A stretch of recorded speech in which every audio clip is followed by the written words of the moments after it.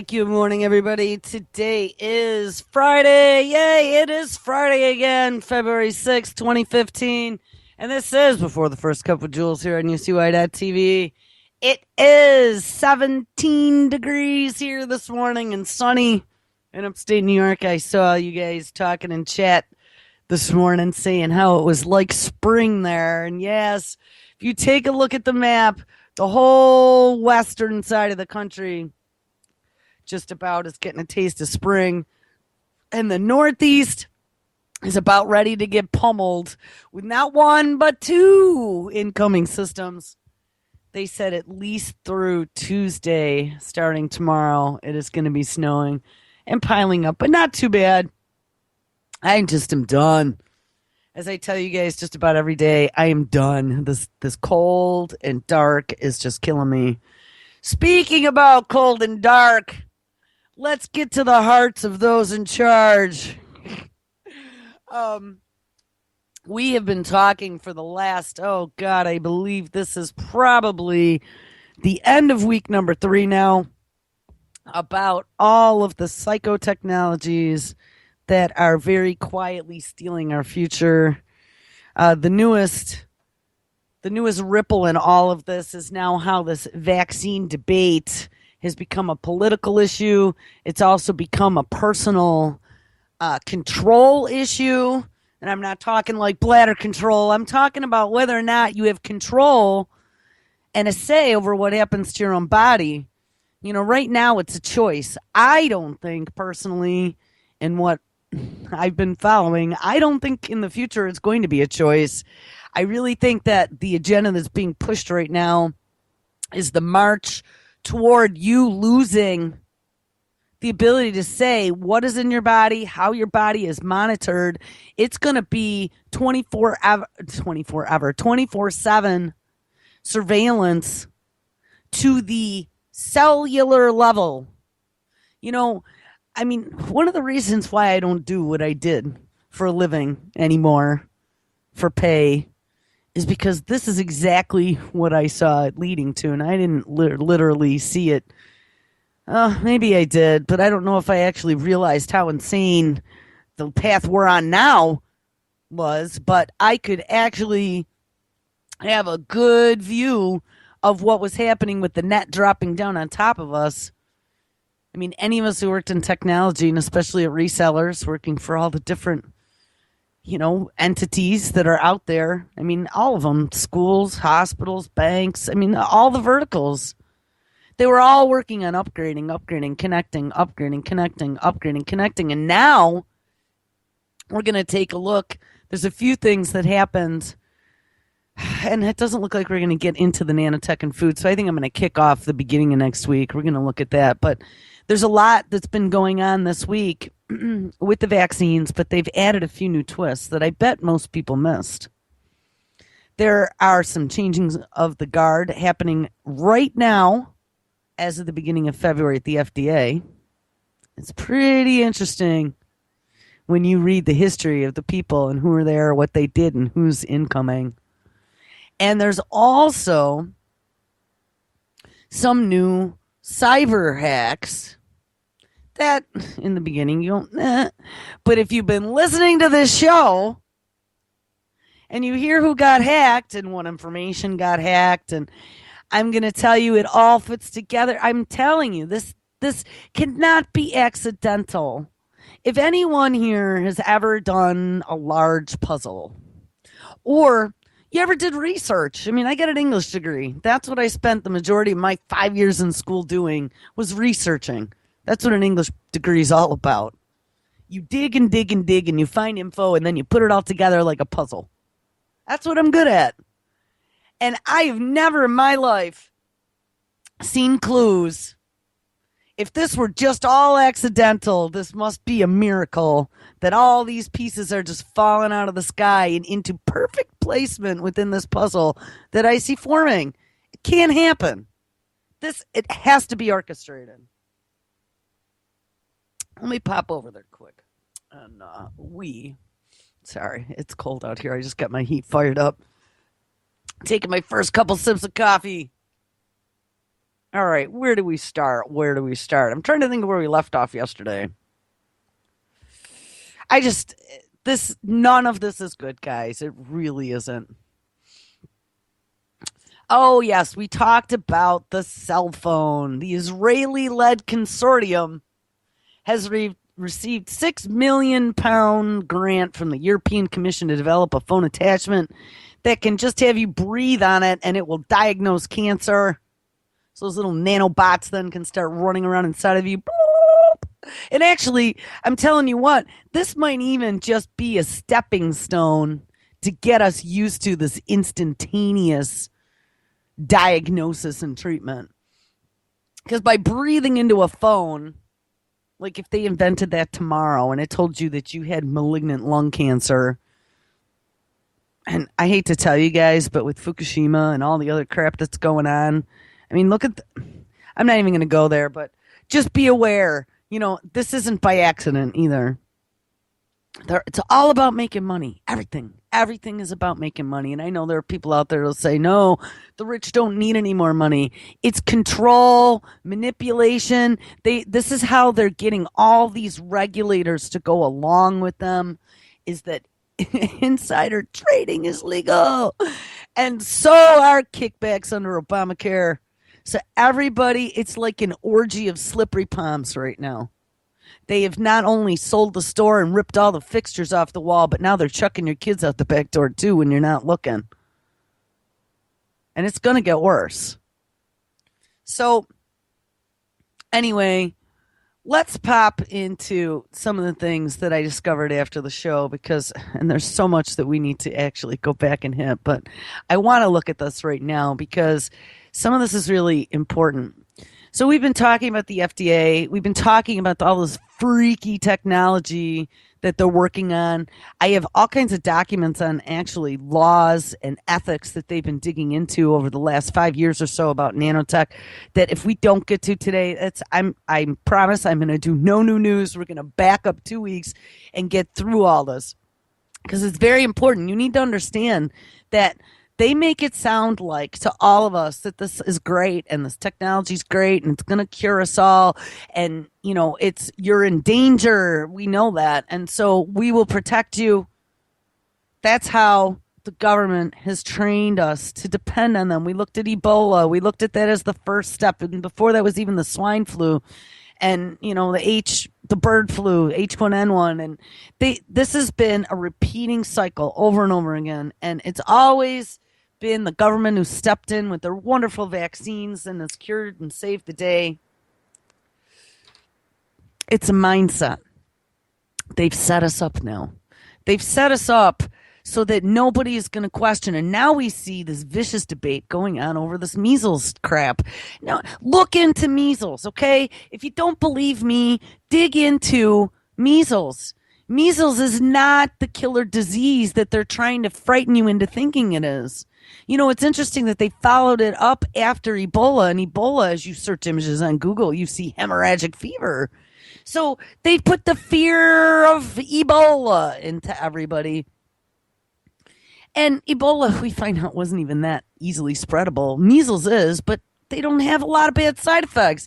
Now, I mentioned yesterday the ancillary infections. You can get encephalitis. You can get secondary infections such as pneumonia because measles is actually, it affects the upper respiratory system. It's an inflammatory. The dots are actually inflammation, almost like an allergy or a rash. Read up on measles. You'll be really surprised that everything you thought you knew about measles was wrong. But they're making this seem like it's a plague, and it's not, guys. And there's a lot of evidence, and I told you there's a whole double-edged sword that's working its way through here. Measles is one of those viruses that there is actual research out there, and China was one. We looked at that story briefly yesterday out of greenmed.info. China's one of those places where they had 90% vaccination rate. And people were still getting measles. So I read into that yesterday. And here's one of the reasons why. And we actually talked about this in regards to the flu vaccine way back when, a couple years ago.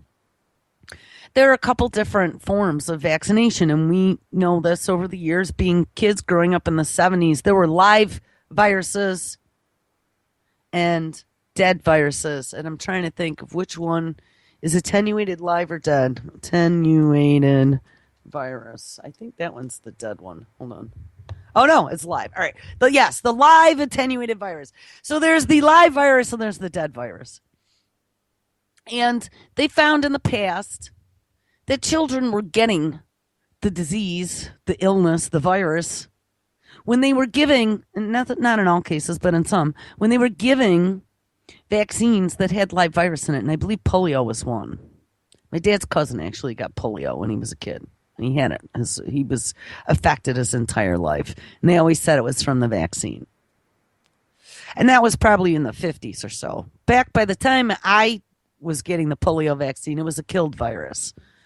They had discovered that, whoops, by giving live viruses, some people's immune systems couldn't handle it. Well, in the swine flu, or maybe it was actually the bird flu, because it was back probably about 5-6 years ago, they had started giving 2 different vaccines to children. One was the actual vaccine in the arm. The other one was the intranasal. And that's something else I discovered. With all this nanotech, there was a huge research paper that I was digging down through the other day that was looking at clinical studies in the best routes for getting nanotechnology and nanomedicine into the body, where A, it can get into the bloodstream, B, it can cross the blood-brain barrier easily, C, it doesn't get killed by other things or masked or destroyed before it gets to the target area. And, down under 200 pages of technobabble, they've discovered that intranasal inhalation through the lungs is actually probably the best way to get it into your body. So remember that, okay? We got all this crap that we're breathing. There's a couple, I'm not going to get into some of the crazy stuff, but if anyone knows anything about buckyballs and radiation, that's something to maybe look into. They discovered a long time ago that Fukushima, when the radiation, and I don't remember which radioisotope, was hitting the salt water, it was creating buckyballs that were like capturing, like a cage, different radionuclides, and then they were like coming across the ocean very easily. So for things like plutonium that they always said were very heavy and would drop off into the ocean, they were thinking that may have been a reason why there was a large dispersion of plutonium and uranium in this country from Fukushima, was because they were being captured in buckyballs. And buckyballs are actually the first thing I ever learned about in nanotechnology. So I don't know. I don't want to go there though. That's totally, it's sort of related, but totally off topic. But we're breathing that shit, and that's why I brought it up. So if somebody wants a research project and wants to get more into that side of things and then get back to me, if people really want to do some research, maybe what we'll do is we'll do a couple days a week where we open the phones and we can share research together and dig into it. But that's a neat idea. Anyway, I want to get back to where I was. So we were talking about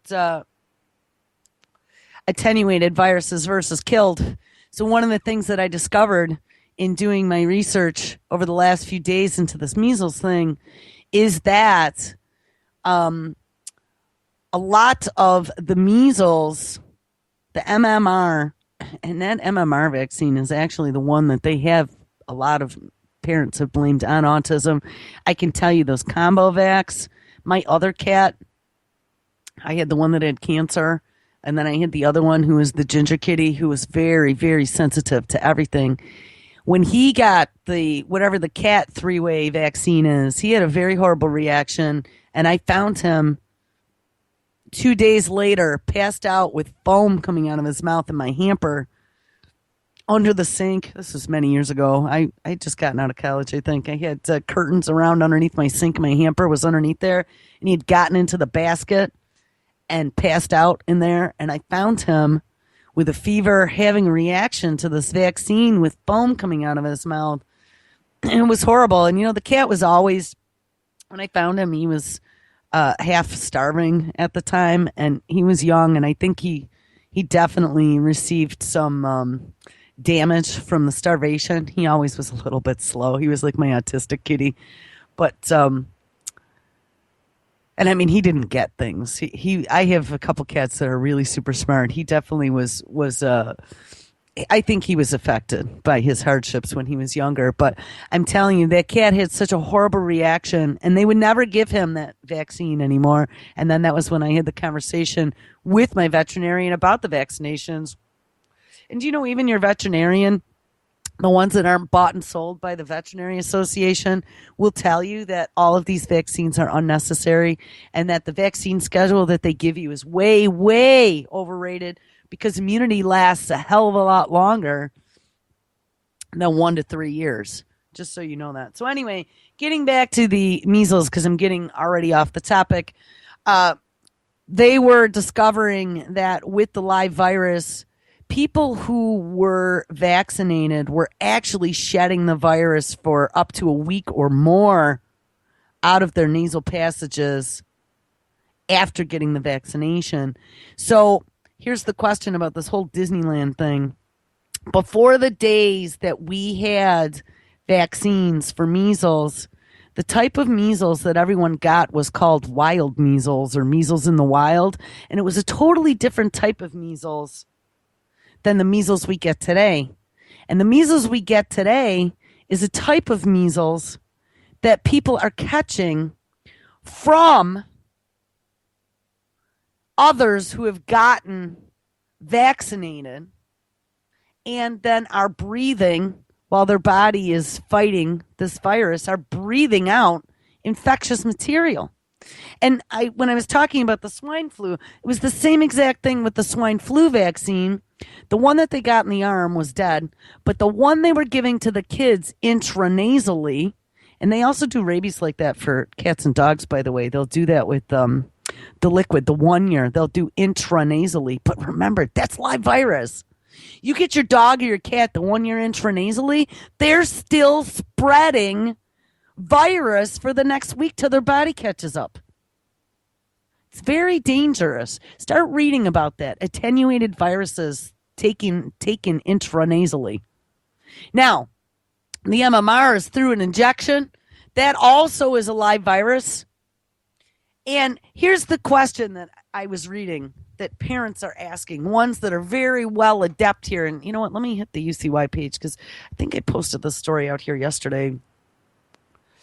Parents who are very well adept at this are pointing out that, you know, they're jumping up and down, pointing all this shit on Disneyland and saying it's parents that didn't have their kids vaccinated, which is a load of bullshit because nobody has shown any data to say that the virus that's being spread around that people are catching happens to be the wild virus. Because if the virus that was being spread was the wild virus, then it would be from the kids who never got vaccinated. But if the virus that's being spread happens to be this mutated virus that they give us in vaccines, and I wish, here, let me just see if I can find this because it was a great explanation. If it's that other strain of virus, it means that it came from someone who had already gotten the vaccination. And until they can give that proof, and all it takes is a test, that's all they got to do. They just got to do a test. But you know what? They're not going to do that because it probably would prove to you that it's actually the vaccinated kids that are spreading it. But like I said, double-edged sword, because the second that it gets proven, and it may in the future, in mainstream, you might drop your mouth and go, holy shit, I can't believe they said this.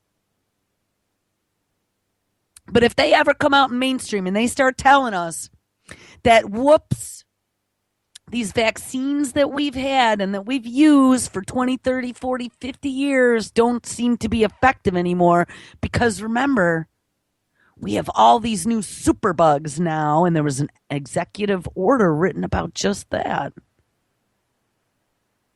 Well, guess what? We got some new changing of the guards coming into the FDA that are all about precision medicine and all about this crazy technology and all about fast tracking it. And that's the other thing we're going to look at. So guess what, you anti-vaxxers? You were right all along. You were right. They didn't work. Well, now we're going to fix it. We got this new technology. It's all been approved. We've done all kinds of testing. And now it's time for the security of the nation to get us all vaccinated. We're going to roll out this precision healthcare, and you guys all have Obamacare. You have socialized medicine. We're going to have doctors inside of you 24/7. Google working on their life sciences, nanobots, and the South Koreans, and the Weiss Institute, and all the big biopharma companies, and we got them all loaded up with drugs. And wow, it's a cheap drug delivery system. And all you got to do is wear that little wristband, and it's going to be able to scan all those little nanoparticles in your bloodstream, and they'll be able to search and destroy disease long before it ever hits you. What a beautiful utopia world it is. Guys, again, my friend who doesn't agree with anything, he's still trying to tell me that this is all about politics with this vaccine argument that now is rolled into the public sidewalk with Anderson Cooper punching not literally but figuratively punching a former congressman over this. Did you guys see that? I have to play that clip. I'll tell you what. Anderson Cooper, former CIA. You're a journalist, and I get it. I get the whole game that's going on here. But when you have a former senator or congressman on national or international television, you treat that man with respect. Regardless if you don't agree with his views, this guy has a personal story that he's talking about with his grandson who got vaccine damaged, and he did all kinds of research, and he had all these doctors he was working. Anderson Cooper eviscerated the man on air. I mean, literally eviscerated him. I was embarrassed for Anderson Cooper. I mean, I get it.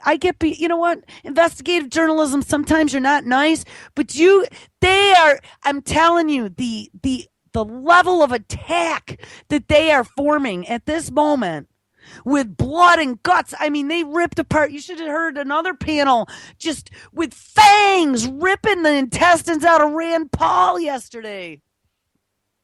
Then that other one that we heard yesterday during the show where they're calling for doctors to lose their licenses for even suggesting that maybe we modify the vaccine schedule. Guys, the rabidness that these sock puppets, prostitutes as they call them, are going after people who are speaking out against this establishment, this new micro nano establishment that's getting ready to engulf the rest of what's left of our privacy and freedom. With the rabidness that they're going after this, it should be like the big screaming button. But all these idiot parents are just rolling over going, yes, the news told me. The news told me, so it must be true. And you people who don't believe in this government that really has never done much of anything good for us, and always on the back end we find out we were being screwed, this government is going to protect us. It's insane. And like I said before, anyone who would give up their child like that without even questioning, they're already deficient in something, some sort of biological mental deficiency. Maybe the heart needs looking at too. All right, let me see if I can find... There was actually one that came out yesterday afternoon. Should anti-vaxxers be punished? But yes, here, hold on. Let me make sure I don't have the show playing in the background. I got way too much crap open on every machine. I've been digging into this stuff so deep the last week or so, and I have a bad habit of never closing windows because it's just a continuous research project, trying to juggle it between home and network and cutting things and doing a show and personal life, So I just leave it open, and I have 3 machines with research, so it's all over the house too. But it starts to really affect my performance on my computer after a while. All right. I think we got it open. Hello. Here we go. All right. I want you to hear this. Let me get back here. This is the one with Anderson Cooper. Yeah, he was a former congressman who says that vaccines linked to autism. And Anderson Cooper just eviscerated this guy. I really think there should be something written to Anderson Cooper about this because he literally attacked this dude. All right, here, let's all hear this. Mercury is toxic to the human brain, and neurological problems have been caused by mercury. And I want to stop. I hate when I start and stop because it's like a false start. But this guy goes on and talks a lot about mercury. I mean, mercury is one small drop in the pot with issues with vaccines, right? We all know that. But I mean, just from that perspective, how about the formaldehyde that you injected into my baby? You know, there are so many, and these virus-like particles, and the Gardasil vaccine. I mean, I could go on, and the MMR, and the live attenuated. I can go on and on and on and on and on and on and on. There are CDC studies out there. SIDS, I was just looking at all these sudden infant death syndromes. CDC's own numbers showed that the most babies died while they're getting all these vaccines, and you're going to tell me that that's not even worthy of looking into. Okay. And remember, Confessions of an RX Drug Pusher, they make more money by rolling this shit out and giving settlements than they do making sure that it's safe. Mercury should not be in vaccines. My grandson got 9 shots in one day, 7 of which had mercury in it, and he became autistic in a very short period of time. We had scientists from around the world. Now, I'm for vaccination. Can you tell me the name of any of these scientists who claim this? Because they go against what every study, I mean, the CDC says this, Institutes of Health, all these studies say you're just wrong. Well, I'll be very happy to provide those for you. I didn't bring them with me. But I can tell you, I was chairman for 6 years. 3 years we had these hearings, and we did have those studies. And there's no question that many scientists around the world believe that the mercury in vaccinations is a contributing factor to neurological problems. Now listen, I'm for vaccinations, but we need to get the mercury out of all of them. Well, are you against breastfeeding a child? No, of course not. Okay, but you are aware that methylmercury is actually in breast milk that's given to children. And in fact, the presence of, if a child is only breastfed, they get more methylmercury than they would ever have gotten in any of the vaccines. You're aware? You know, something I'd like to ask Anderson Pooper is he thinking there's methylmercury in breast milk because the mother eats tuna? I mean, I don't eat fucking tuna, and I don't eat fish, and I haven't eaten fish in 42 years. So did I have methylmercury in my breast milk? I don't know when the last time I got a vaccination was. Would I have mercury in my blood? I don't drink milk either, and I never have. Would I have methylmercury in my breast milk, Mr. Anderson Pooper? I'm going to tell you, it gets even worse than this. I was so angry, my face was literally red by the time this interview was over. Let me just say I'm not an expert on breastfeeding. Wait, so you hold hearings for 3 years and nobody ever told you that there's mercury in breast milk? We never talked about that. What we talked about was the vaccinations. Okay. And mercury in vaccinations should not be there for adults or children. Sir, you're aware that the kind of mercury that was in vaccines, which is no longer there, is different than the kind of mercury you get from fish, correct? Let me just tell you. Are you aware of that? If you'll... Sorry, I was muted. Again, he's full of shit because the doctor gives you a choice as to whether or not you want the Thermosol or the non-Thermosol, and that's only if you ask. So it is still in vaccines. Do your research. You'll find that any type of mercury injected into the human body can cause neurological problems. Do you know what kind of mercury is in fish? Well, what are you talking about? Well, there's different kinds of mercury. There's methylmercury, which is what's found in fish, which in high concentrations is toxic to human beings. Right. That's not the mercury that was ever in vaccines. You are aware of that, correct? Well, all I can tell you is that if you'll talk to scientists around the world and look at the studies that we had before the committee, you'll find that they believe that mercury in vaccinations is a contributing factor to neurological problems, including autism. Now, we're for vaccinations. I know you said that, but a 2010 study by the CDC showed that there was no association between prenatal and infant exposure to vaccines that contained Thermosol and an increased risk for autism. In 2009, an Italian study showed that immunization with Thermosol-containing vaccines does not decrease neuropsychological performance later in childhood. 2006, the FDA concluded there was no association between thimerosal-containing vaccines and autism after reviewing evidence by the Institute of Medicine. I mean, the list goes on and on, all the way back to 1999 when you were holding these studies. The FDA Wow, he's just so well researched and rehearsed. Are you hearing this? I am to the point where I want to stand on a rooftop and start screaming.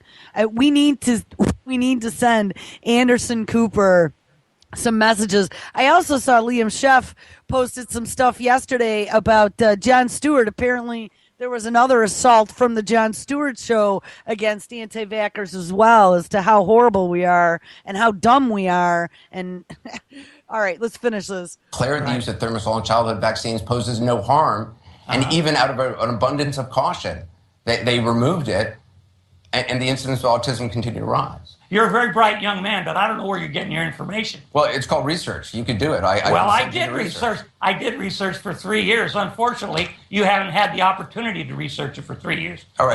And I had scientists. I had scientists. Quote, there's no convincing evidence of harm caused by the low doses of thimerosal in vaccines except for minor reactions like redness and swelling at the injection site. I got a list of dozens of studies. I could spend a long time just reading them to you, but I don't think it's going to make any difference. I mean, hundreds of thousands of kids have been tested. I will tell you this. You did not tell me you wanted me to bring all the studies, but since you're such an expert on these, I'll be very happy to provide you numerous studies that show that mercury is toxic and shouldn't be in vaccinations. I can't even believe. I guess I can believe, but I can't even believe how rude Cooper was to that congressman. I mean, honestly, he's whipping out study after study after study and talking about breast milk and tuna fish and whatever. And what planet isn't mercury? I mean, the Mad Hatter. Do you understand the Mad Hatter? That's why they went crazy, because they used to use mercury in making hats. What planet is injecting chemicals into your newborn, pristine child? Something that you would jump on board with. I know I don't. I just saw we lost a bunch of people after listening to Anderson Cooper. I'm not agreeing with them, mind you. All right. I needed you to hear that. Now, here's the next thing that I came across. And again, another talking sock puppet. I don't know what channel this is. Oh, it's CNN again. I don't know if you guys caught during the Ferguson clips way back when Ferguson was going on, that there was an individual doing some reporting and he looked pretty green. And his last name was Cuomo. Chris Cuomo, I believe his name is. Yes, yes, yes. Well, I don't care if it was hat mercury. You were still breathing it. It's inhalation, blood-brain barrier. Remember, it can pass easily through the lungs. You were still getting mercury. When my mother was a kid, well, they put it in our teeth too, but when my mother was a kid, after she went to the dentist, do you know what they gave them if they were good kids? Little vials of the shiny silver stuff. And she'd bring it home and she'd pour it out and she'd roll it around on her hand. They used to give the kids mercury as a toy back in the 40s and the 50s. All right. So anyway, there was another clip from CNN, and this was a roundtable. And yes, we have good old Andrew Cuomo, the sellout that's the governor of New York State, that's been working very carefully. It's selling out all of our rights. We have to be the lapdog, the test bed for all the new rules that are rolling out. And you wait and see, because there's some crazy stuff going on in New York, and we'll talk about that too. But Chris Cuomo was on this panel talking about how he believes anti-vaxxers should be punished. Like, he literally is talking about, and he said, well, not now, but future, about them going to jail for the choices that they make. So I need you to hear this. And then we're going to look at some of the changing of the guards at this FDA. Oh, except it would help if I reconnected again. And of course, they got that Lemon. I don't remember his first name. Don Lemon. Don Lemon was voted the worst journalist in America. All right, here we go. Did you say this? People are not vaccinating their kids because they're concerned about their immune system. They're doing it because of a faulty report, bad science, a bad report. That's why they're doing it.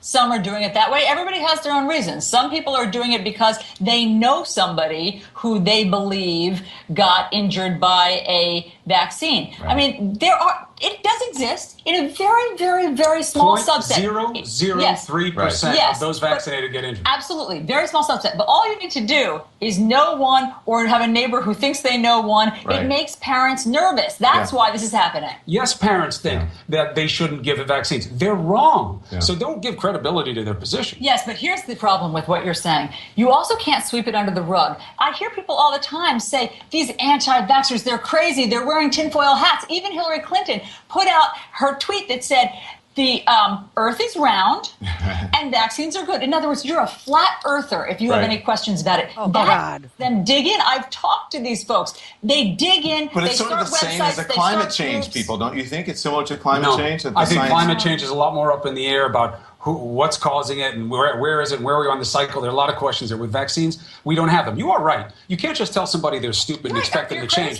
Because this is not an intellectual position. It's an emotional position for parents. Absolutely. So you have to appeal to them on that level. But they also have to know there's a price. All right. Speaking of price, let's talk quickly. We talked about politics. Let's talk about the money here. The cost of treating a measles outbreak is huge. In 2011, there were 16 outbreaks, 107 infected. It cost $5.3 million to treat them. $12,000 to $30,000 per person. Why should the rest of us pay for that? You make a great argument. Here's one of the challenges with that is that the Disney World, Disneyland outbreak has started. There were 102 cases now that are connected to an outbreak at Disneyland. They haven't figured out the source. They have a lot of ways of finding out who ground zero patient is. They haven't figured out who patient zero is. Because it's early on. But this is bigger. This is bigger than do you get sued. It's about what is the right thing to do. You don't want to play with... Do you get sued? This is unbelievable. But wait, he goes even further. And what's frightening about this is that this is the son of the governor of New York. And right now in New York, there was a lawsuit that was lost that is going to force vaccinations. You will no longer have religious exemption. All right? So there's definitely some big shit going on. But listen to what he talks about now. With it politically. When we had Dr. Ben Carson on, he's a very smart guy. He's a doctor. He said, here's why this is happening. And one of his reasons was, all these undocumented people who are coming into the country. Now, do we know of a single case of an undocumented person? Do they hang out at Disney World? I didn't know that they did.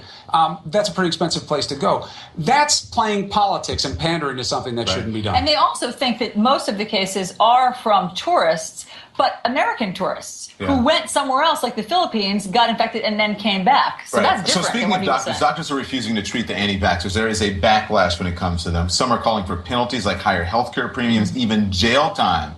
Are people overreacting? Yes.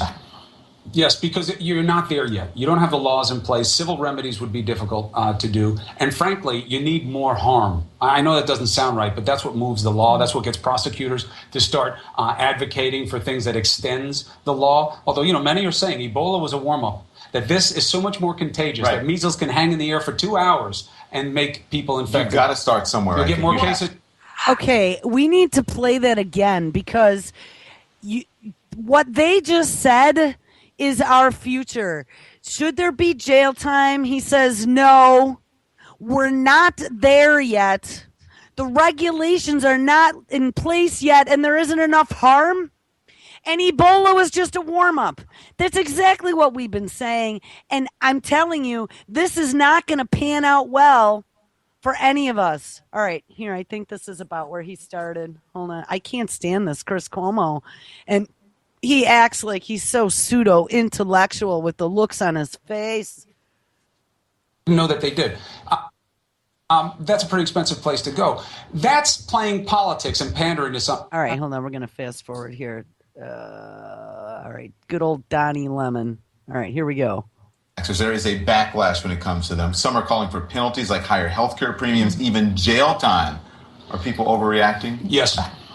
Yes, because you're not there yet. You don't have the laws in place. Civil remedies would be difficult to do. And frankly, And they're working on those laws, people. Executive orders. We already looked at a couple of them, and there probably will be new ones coming. In something that I saw yesterday, again with this debate, they were talking about now some of the states, and we even how messed up is this? Like 3 weeks ago, we went through all the different states and looked at their Gardasil laws as to whether or not it was mandatory vaccinations. And Ebola was a warm up. It absolutely was. Here we go.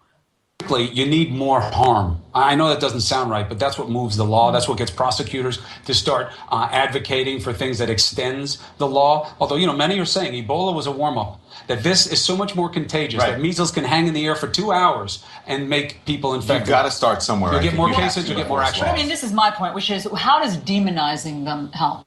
I don't think that you should demonize them. I don't think that you should vilify them. There should be a price for their position. But shaming them isn't working. Actually, their numbers are growing. Their ranks are growing. So but if you're telling them the truth, how is that shaming? Okay. If you're saying, here's the truth, so you have a culpability and responsibility. I think that's fine. I really do. I think you have to make a choice in life. But what Chris is, I'm sort of arguing with Chris, because what Chris is saying is that, for instance, on New Day, we had on a mom who had one vaccine-injured child. She didn't want to vaccinate her next child. So I wanted to hear, tell us your opinion. You're clearly not the devil. Explain to us how you came to this, how your family made this decision. And he's saying she's too sane, she's too smart. No, but I think she's different than someone who's looking at a faulty report, report that has been proven untrue. I never use the word sane. That's slander. What I'm saying is that she has a real case. Yeah. She has a kid who got sick from the vaccine. Okay. So she should have had her next kid screened for the blood to see if they have the same antibodies. Chris is going to have to get the last. Oh, God. This is a slippery slope we're sliding down right now. Definitely a slippery slope. And yes, there will be 100 new mandatory approved vaccinations, SLC, because check this out. So as all of this is going on, ding, ding, ding, ding, ding. And I can't even believe that people don't see the connections, and maybe it's just me, but I don't think it's just me. Where's that woman? There's two stories. So, where is she? Here we go. Dr. Margaret Hamburg, the commissioner of the Food and Drug Administration, who led the agency for nearly 6 years through a period of rapid change in medical science, announced on Thursday, which was yesterday, that she is stepping down. Oh, really? The commissioner of the Food and Drug Administration that's in charge of approving all of these newfangled drugs? Yes. The woman that is in charge of approving all of these newfangled drugs. But wait, what's her history? She said she'll leave at the end of March. She never expected to stay as long as she did. She's been there since 2009. She's one of the longest serving commissioners at the agency. Trying to find the little blurb. Under Dr. Hamburg, the pace, this is quite telling, the pace at which the agency approved drugs quickened, prompting praise from an industry that had chafed at more cautious approval processes by the FDA in the wake of the regulatory scandal over Vioxx, an arthritis drug that was believed to have caused thousands of cardiac deaths before being pulled to the market. So she took the FDA from being cautious at approving drugs and got them to fast track it all. And you know what? 2009, we should see what pandemic was going on then.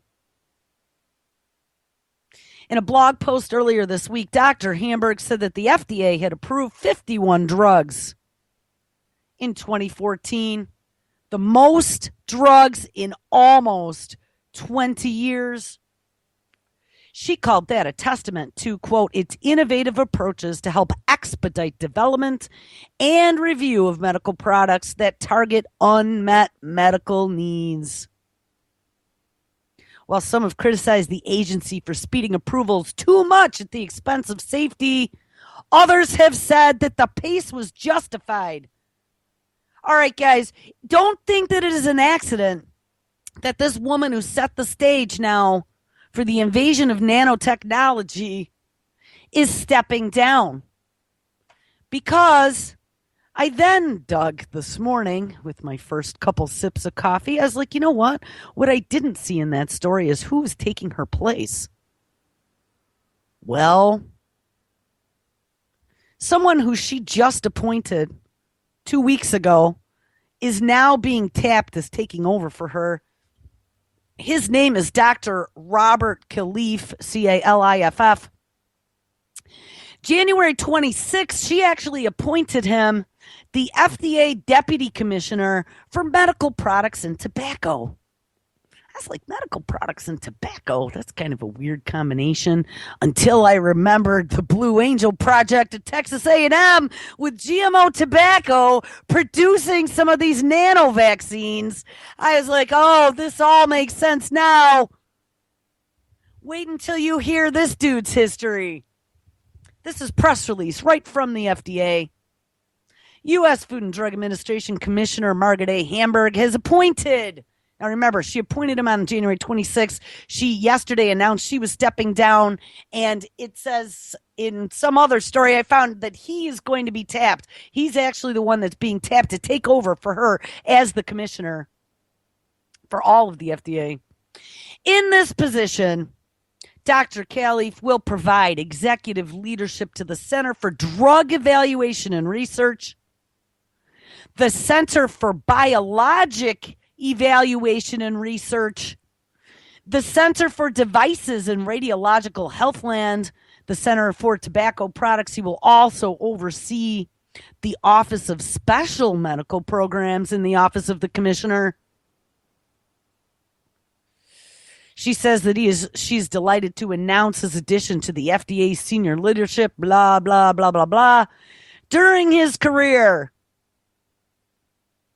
Dr. Califf has led many landmark clinical studies and is a nationally and internationally recognized expert in cardiovascular medicine, health outcome research, health care quality, and clinical research. And he is one of our nation's leaders in the growing field of transitional research, which is key to ensuring that advances in science translate into medical care. Beep, beep, beep, beep, beep, beep, beep. He was a member of the Institute of Medicine committees that recommend Medicare coverage of clinical trials, beep, beep, beep, beep, beep, and the removal of ephedra from the market. In addition, he served as the member of the FDA Cardio-Renal Advisory Panel and the FDA Science Board Subcommittee on Science and Technology. Beep, beep, beep, beep, beep. He is also a member of the IOM Policy Committee and the liaison to the Forum in Drug Discovery, Development, and Translation. The FDA, an agency within the U.S. Department of Health and Human Services, protects the public's health by assuring the safety, effectiveness, and security of human drugs, including vaccines and other biological products for human use, veterinary drugs, and medical devices. It's also responsible for the nation's food supply, cosmetic, dietary supplements, products that give off electronic radiation, and for regulating tobacco products. Wow, they got it all locked up. That's all the shit that's poisoning us right now. Dr. Califf is currently serving as the Vice Chancellor of Clinical and Translational Research at Duke University. Oh, I bet you Duke is tied right into the military medical industrial complex if you dig just a fingernail scratch below the surface. Other prominent roles during his tenure at Duke included director of the Duke Transitional Medicine Institute, a professor of medicine in the Division of Cardiology at Duke Medical Center in Durham, North Carolina. Oh, that's probably very near Research Triangle Park, where lots of the GMO companies reside as well. Before serving as the director, he was the founding director of the Duke Clinical Research Institute, the world's largest academic research organization. And Dr. Califf is recognized by the Institute for Scientific Information as one of the 10 most cited medical authors with over 1,200 peer-reviewed publications. This guy is like a wet dream. This guy is going to now take this precision medicine, and in one of these stories, it actually had said that, here, Dr. Khalif will play a critical role in providing high-level advice and policy direction on the agency's medical products and tobacco priorities. Remember, that's where they were developing the Blue Angel program. And he will manage cross-cutting clinical, scientific, and regulatory initiatives in several key areas for the agency, including personalized medicine, pediatric science, and orphan drugs. And that was actually a story we never got to, is about this new robot that's that off-label drug use. They got a robot now that's going to go out and test all the drugs that are already on the market and see if they cure other diseases.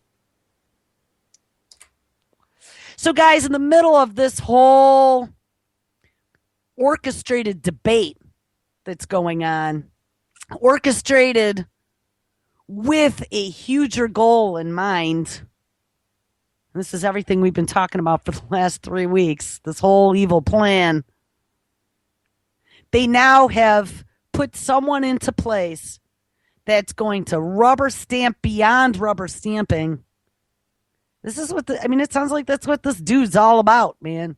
He's totally in bed with every single one of them.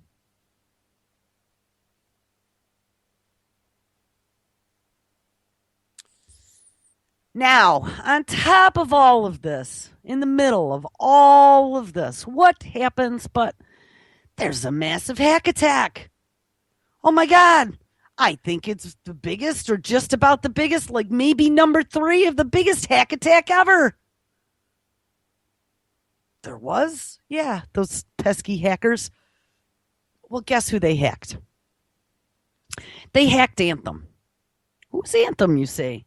Anthem is formerly known as WellPoint. WellPoint is one of the nation's largest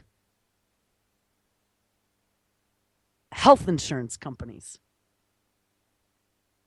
Why would hackers be targeting health insurance companies? Well, I don't know.